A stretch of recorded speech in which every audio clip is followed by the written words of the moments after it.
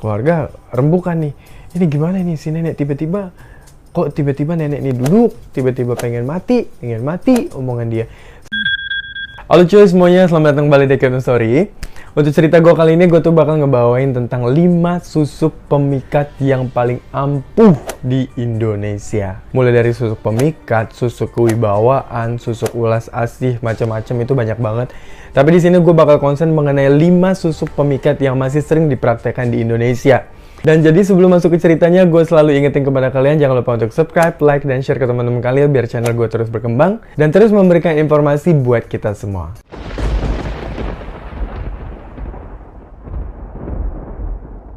Macam-macam jenis susuk ini sebenarnya udah jauh dari zaman dulu tuh udah banyak banget jenis susuk ini. Masih zaman kerajaan dulu, zaman penjajahan, sampai dengan zaman sekarang ini tuh masih banyak banget ya untuk disusukkan atau dimasukkan ke dalam tubuh. Untuk kata teman gue ini tuh dari bercandaan doang ya. Jadi untuk level skincare yang paling canggih itu masih di sini, sementara susuk tuh udah jauh di sini, katanya gitu. Gila tuh teman gue tuh. Nah, untuk susuk sendiri itu sebenarnya bukan cuma buat perempuan aja. Kalau kita sering dengar, pasti kalian juga sering dengar kalau namanya susuk biasanya digunakan oleh kaum hawa atau perempuan aja. Akan tetapi nggak seperti itu. Praktiknya di lapangan juga banyak banget yang gunakan susuk itu mulai dari pengakuan atau cerita dari beberapa orang juga. Ternyata tidak hanya perempuan saja yang menggunakan susuk ini, akan tetapi untuk laki-laki pun juga banyak banget. Fungsinya macam-macam, tergantung requestan seperti apa. Ya, jadi tergantung mereka tuh mintanya seperti apa, manfaat susuk itu sendiri. Akan tetapi yang namanya segala sesuatu yang tidak alami tentunya bakal menimbulkan efek negatif yang itu bakal berlangsung hampir seumur hidup. Jadi ada beberapa artikel, beberapa video juga yang gue dengar untuk mengenai jenis-jenis susuk ini, itu biasanya dia setiap ada yang mulai dari 1 bulan sekali, ada jangka waktu 1 sampai 5 tahun sekali, itu harus dicas dan harus dibaca-bacain terus. Jadi untuk media susuk ini sebenarnya bermacam-macam, mulai dari benda, hewan, dan tumbuh-tumbuhan. Itu dibaca-bacain dulu, diisi dulu energinya supaya menimbulkan manfaat spesial, menambah aura ketampanan seseorang, kecantikan seseorang, gitu-gitulah pokoknya manfaatnya. Jadi tujuannya memang susuk itu digunakan biasanya untuk memikat lawan jenis. Jadi kalau untuk cowok yang biasanya udah ganteng tambah ganteng lagi ya. Yang biasanya cewek itu udah cantik tambah cantik lagi. Jadi tambah memikat aja biar spesial aja itu di mata aku. Yang pertama yaitu susuk emas ya. Nah, untuk susuk emas ini tentunya medianya sendiri itu yaitu berupa emas ya. Dipercaya kalau emas ini bakal memberikan energi kepada tubuh berupa wajahnya tuh bakal bersinar terang. Jadi beberapa orang tuh kalau ngelihat dia tuh senang-senang aja, cerah-cerah aja mukanya. Jadi anti kusam.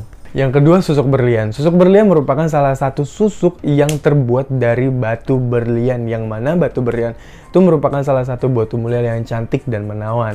Jadi batu berlian ini juga dipercaya memiliki keunggulan jika digunakan sebagai media susuk.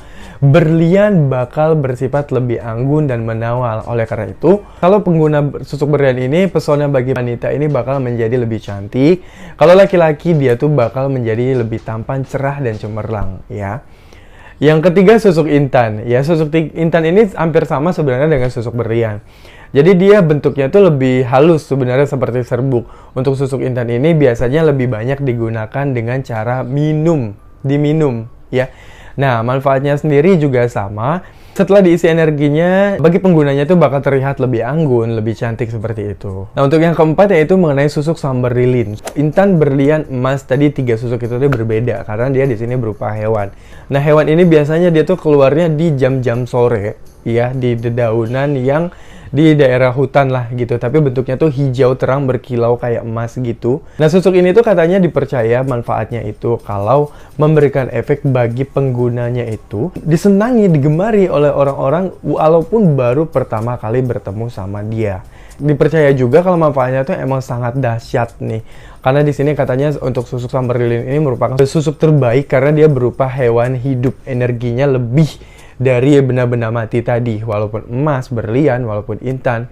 Karena di sini susuknya tuh berupa hewan sejenis kumbang gitu. Untuk efek yang diberikan sendiri ya, susuk sambar lilin ini bakal digemari walaupun kita baru pertama kenal dia, baru pertama kita bertemu dia tuh, jadi kayak kita tuh udah seneng banget sama dia tuh, udah cinta banget sama dia tuh. Kayak kita tuh udah kenal lama, udah cinta banget gitu. Bisa membuat lawan jenis tuh tergila-gila pada mereka. Jadi walaupun baru pertama kenal, walaupun pertama bertemu, tapi kesannya tuh udah cinta banget bagi pengguna susuk sambar lilin ini. Yang terakhir yaitu mengenai susuk kembang kantil. Kembang kantil ini berupa tumbuhan lah ya, masa kalian nggak tahu? Kembang namanya juga kan.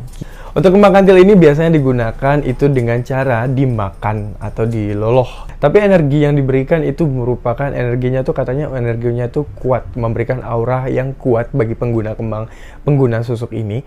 Akan tetapi untuk pengguna susuk kembang kantil ini jadi enggak setelah pasang udah, tapi setelah kalian pasang itu susuk, katanya kalian harus mengamalkan beberapa amalan-amalan yang harus dilakukan di malam-malam tertentu pada saat kalian sedang ngecas, apa sih namanya, melakukan ritual makan kembang kantil ini, loloh kembang kantil ini, gitu.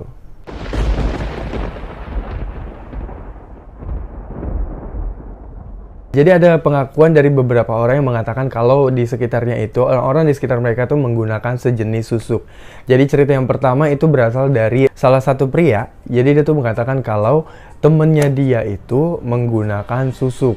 Jadi dia cerita nih, ada satu kejadian kalau salah satu temennya itu yang bekerja di tempat karaoke itu menggunakan susuk tapi nggak tahu susuk apa. Jadi dia nggak tahu detailnya. Akan tetapi menurut pengakuan mereka itu kalau si perempuan ini, jadi setiap malam ketika dia ngelayanin tamunya, ketika dia lagi karaoke, lagi bernyanyi, orang-orang tuh pada terpukau.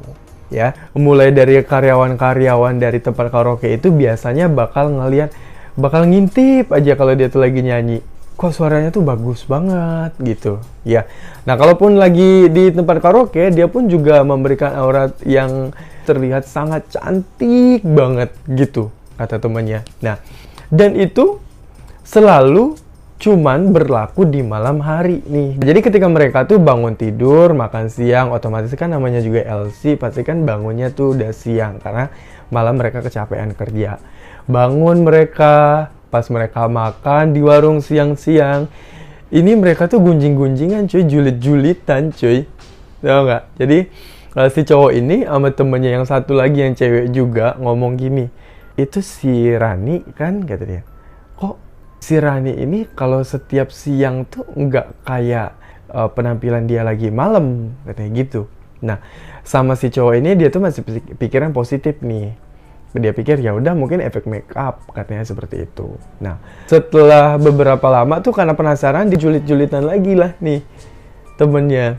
Julit-julitan lagi, masih sama tuh di tempat makan juga, di warung nasi padang 10 ribuan. Katanya seperti itu. Nah, jadi dia tuh cerita, itu si Rani ya katanya. Kok Rani ini kalau dilihat-lihat katanya, kalau siang tuh kenapa mukanya tuh kayak monyet gitu. Julid banget cuy, gila nih. Setelah telisik mereka tuh baru lihat si Rani ini emang dia tuh menggunakan susuk, tapi dia tuh nggak bilang susuknya tuh susuk apa, dan dia nggak ngasih tahu kalau tempat susuknya tuh di mana. Karena dipercaya juga, kata si Rani ini, kalau si Rani pasang susuk, terus di tempat kerjanya ada juga yang pasang susuk di tempat dia masang susuk itu, katanya energinya bakal bentrok. Jadi salah satu mereka tuh bakal ada yang kalah. Nah, jadi nggak dikasih tahu sama si Rani. Tapi setelah ditanya, memang si Rani ini menggunakan susuk. Dan dia tidak memberitahu kalau susuk yang dipasang itu apa. Karena si Rani ini nggak mau orang-orang tuh pakai susuk yang dia gunain juga. Gitu. Untuk cerita kedua ini merupakan pengakuan dari seorang pria juga ya, yang namanya tuh Ical. Jadi Ical ini punya temen cewek ya di kantornya juga. Nah temennya cewek ini yang bernama Sila, itu desas-desusnya kalau si Sila ini tuh udah lama banget digosipin sama teman-teman kantornya dia kalau dia tuh menggunakan jasa susuk pemikat ya. Ical ini sebenarnya udah lama nih dengar kalau desas-desus kalau Sila ini menggunakan susuk. Tapi namanya juga si Ical ini cowok, jadi dia nggak mau ambil pusing, terserah lah urusan perempuan lah itu. Ya namanya perempuan mungkin sirik-sirikan gitu, kata si Ical. Akan tetapi ada satu momen kejadian yang membuat si Ical ini benar-benar baru percaya kalau si Sila ini menggunakan jasa susuk pemikat ya. Nah, jadi satu momen dia itu lagi papasan di loker katanya sama si Sila ini. Akan tetapi di loker itu karena emang ruangannya tuh sempit, namanya loker kan kiri kanan adep-adepan. Kebetulan katanya si Sila ini sama dia itu jaraknya tuh deket banget, paling cuma berapa senti dari mukanya. Dia tuh tatap-tatapan muka gitu. Nah, pas dilihat sama si Ical ini, kalau si Sila itu mukanya tuh ada satu lapisan yang bukan bedak, lihat sama dia tuh kayak nggak di kulitnya.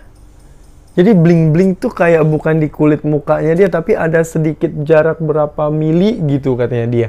Kayak modelan kelambu gitu, tapi bersinar di mukanya dia itu, katanya seperti itu. Pas dia lagi ngeliat mukanya dari dekat itu, emang kebetulan si Sila tuh cantik banget kata dia. Tapi emang dia tahu si Sila ini emang cantik orangnya, walaupun nggak dandan dia cantik. Bodoh amat lah cuy. Mungkin karena emang dia tuh cantik aja katanya gitu.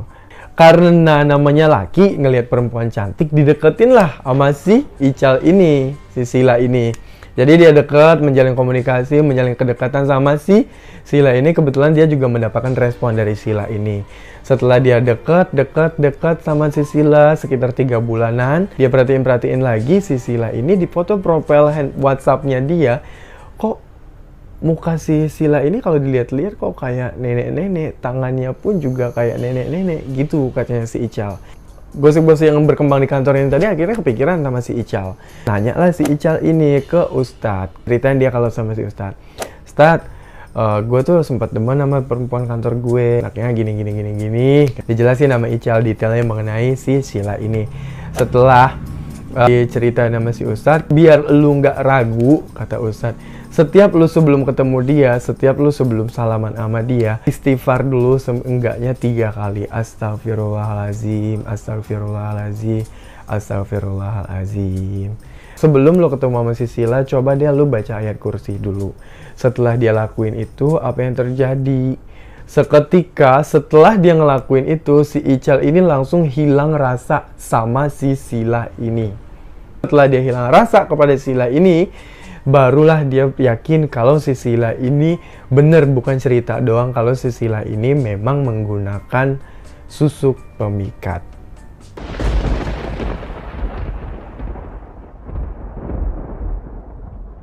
Segala sesuatu yang tidak alami ini tentunya bakal memberikan efek negatif di kemudian hari. Menurut cerita, menurut pengakuan dari beberapa ustadz, kalau bagi pengguna susuk ini, yang pertama dia tuh bakal susah pada saat sakratul maut nanti. Ketika rohnya dicabut oleh malaikat, itu katanya bakal susah. Ya, jadi dia tuh bakal ngeraung kesakitan, sakit banget, sampai pihak keluarga tuh bisa ngerasain apa yang dia rasakan. Nah, jadi untuk mengenai kalau susah sakratul maut juga ada cerita ini dari salah satu di kampung, di perkampungan. Anggaplah saja Nek Surti, ya. Nah, jadi si Nek Surti ini pekerjaannya sebelumnya dia tuh adalah sebagai ronggeng di kampungnya dia. Ceritanya kalau ibu dari Nenek Surti ini katanya emang juga penari ronggeng, dan itu memang terkenal banget di kampung mereka. Akan tetapi Nek Surti ini katanya tuh nggak secantik emaknya, dan itu katanya emaknya Nek Surti ini cantik banget. Karena Nek Surti ini selalu mendapatkan bulian dari orang-orang sekitar, sering dikatain jelek. Masa kalau emak lu yang udah tua lu nggak cantik, gitu-gitulah pokoknya ya. Karena si Nek Surti ini tuh udah kesel banget selalu dibully sama orang-orang sekitar. Akhirnya si Nek Surti ini juga melakukan susuk kantil. Nek Surti ini memang sebelumnya kan dia juga demen nih, karena dia sering diajarin emaknya juga nari ronggeng. Jadi cita-citanya juga nanti gedenya tuh dia pengen jadi penari ronggeng. Singkat cerita, Nek Surti udah terkenal banget di kampungnya, di kampung sebelah, di kampung sebelahnya lagi itu Nek Surti itu sering dipanggil juga buat acara-acara pernikahan, kawinan, hajatan, gitu-gitulah ya. Setelah tua, Nek Surti ini udah punya anak, udah punya cucu lagi, tapi keluarganya nggak ada yang ngikutin jejak Nek Surti ini. Mereka tuh biasa-biasa aja. Nah, setelah Nek Surti ini tua, Nek Surti ini mengalami sakit bertahun-tahun. Kurang lebih Nenek Surti ini udah sakit sampai dengan 5 tahun, dan dia tuh tidur aja tuh di kasur, udah nggak bisa ngapa-ngapain. Jadi yang kata Ustadz tadi, udah susah mau sakratul maut tapi nggak mati-mati Nenek Surti ini. Sama anaknya itu disewain lah pembantu. Si pembantunya ini bentar-bentar ganti, bentar-bentar ganti, bentar-bentar ganti. Tapi ada satu pembantu yang bertahan itu sampai dengan 1 tahun, di 1 tahun terakhir itu mengatakan kalau pada saat dia sedang memakaikan popok sama Nek Surti ini, dia tuh dibisikin sama suara yang nggak tahu suara siapa.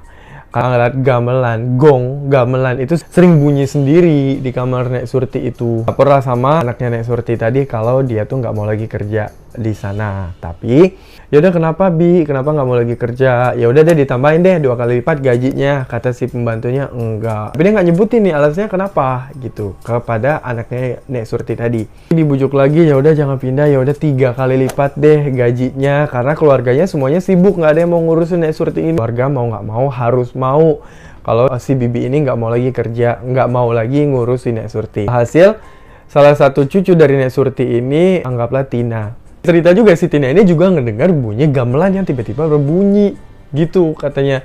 Nah setelah itu datanglah ke kamar si Nek Surti ini. Datang dia ke kamar Nek Surti, dilihatlah dia. Enggak kok, nggak ada apa-apa, nggak ada bunyi apa-apa gitu kan. Nah setelah dia lihat si Nek Surti, tiba-tiba Nek Surti itu duduk. Yang tadinya itu udah nggak bisa ngapa-ngapain, Nek Surti ini duduk lah di kasur. Setelah duduk, lah kasih Tina, Nek, nenek udah bisa duduk? Neneknya nggak jawab, nggak apa. Ditanya lagi, Nek, udah bisa duduk? Kalau nggak kuat ya udah rebahan aja, kata si Tina. Si neneknya cuma bisa ngebisikin apa? Gua pengen mati, kata Nek Surti. Pengen mati cuy, udah kelamaan tuh Nek Surti itu udah nggak mati-mati katanya. Apa Nek? Gua pengen mati, kata neneknya. Tapi pandangannya tuh kosong ke depan, nggak ngeliat. Jadi Nek Surti itu, gua pengen mati, gitu. Mungkin ya, kayak gitu, mungkin. Nah, Tina ini tadi takut kok neneknya ngomong begini, kata si Tina. Akhirnya si Tina manggil keluarga-keluarga yang lain. Keluarga rembukan nih. Ini gimana nih si nenek tiba-tiba, kok tiba-tiba nenek ini duduk, tiba-tiba pengen mati omongan dia. Sama keluarga yang lain dibujuk, dikasih makan, Nek Surti nggak mau makan. Sampai malam Nek Surti nggak mau makan, sampai paginya lagi Nek Surti nggak mau makan. Setelah pihak keluarga kecapean nih ngejaga Nek Surti, kenapa si nenek ini duduk aja, tidur kagak, apa kagak, duduk aja begitu. Ketika keluarga lagi lengah, tiba-tiba si nenek Surti itu tergantung di kamarnya sendiri. Padahal nenek Surti udah tua, udah nggak bisa ngapa-ngapain, makanya pihak keluarga kaget. Kok bisa-bisanya? Gitu. Alhasil matilah si nenek Surti ini. Udah dipanggilin warga, dipanggil ustadz, di ngajiin lah itu. Biasa sebelum dimakamin. Tiba-tiba pada saat jenazah lagi disemayamin di rumah, si nenek Surti ini yang tangannya yang biasanya di begini kebuka tek ke lantai. Orang-orang udah pada takut nih, udah mulai bisik-bisikan. Kenapa ini? Sama si Tina ditenangin. Kata si Tina, nggak mungkin sarafnya masih ada yang aktif. Disusun lagi sama si Tina, ya. Tiba-tiba kebuka lagi tuh tangan Nek Surti. Tina juga udah nggak tahu nih, gue harus ngejelasin apa nih ke orang-orang. Setelah selidik punya selidik, akhirnya si Ustadz ini ngomong kalau si Nek Surti ini memang masih ada susu kantil yang belum dicabut, belum dilepasin dari tubuh Nek Surti ini. Setelah tahu begitu, akhirnya si Ustadz ngebantulah susu kantilnya tuh dibacain di ruqyah, alhasil susu kantilnya itu berhasil keluar. Dan akhirnya Nek Surti baru benar-benar dinyatakan meninggal dunia. Yang kedua, untuk susu pemikat ini biasanya bakal memberikan efek jangka panjang kepada kita. Menurut ilmu kedokteran sendiri, secara saintis sendiri, secara kesehatan sendiri, apapun yang kita tanam, apapun yang kita taruh di bawah kulit kita, itu bakal memberikan infeksi kepada tubuh kita sendiri. Jadi bakal berdampak di kemudian hari. Katanya seperti itu. Yang ketiga, ini juga sering banget dijumpai juga di sekitar kita. Kalau bagi para pengguna susuk, biasanya dia itu bakal merasa kepedean. Karena emang sebelumnya dia tuh emang kurang pede, minderan orangnya, insecure. Bakal kepedean banget karena dia setiap hari dia mengaca tuh dia tuh bakal kelihatan cakep banget, bakal tampan banget, bakal ganteng banget, bakal cantik banget. Dan itu berhari-hari alhasil psikisnya kena. Jadi dia nganggap kalau dia itulah orang satu-satunya yang paling ganteng, paling cantik, dan menyebabkan gangguan jiwa. Gila, cuy. Untuk yang terakhir, efek bagi pengguna susuk ini, dia itu bakal mendapatkan sanksi sosial. Karena ketika kita udah ketahuan menggunakan susuk, otomatis kita bakal dicemooh oleh banyak pihak.